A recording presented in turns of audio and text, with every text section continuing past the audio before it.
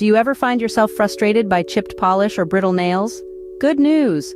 Discover some simple yet effective solutions to these common nail problems.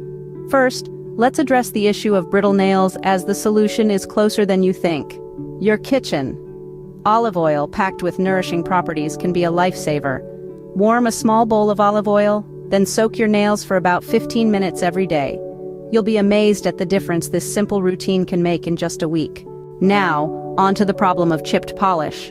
You can bid farewell to this annoyance with the help of a clear top coat.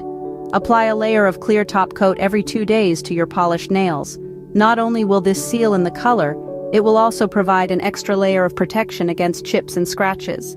Ever wished for a salon-like manicure at home? Here's a little secret. Use a white pencil under your nail tips before applying polish.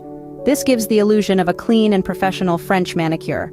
And for those who struggle with uneven nail shapes, a simple hack is to file nails from the outside in and not back and forth.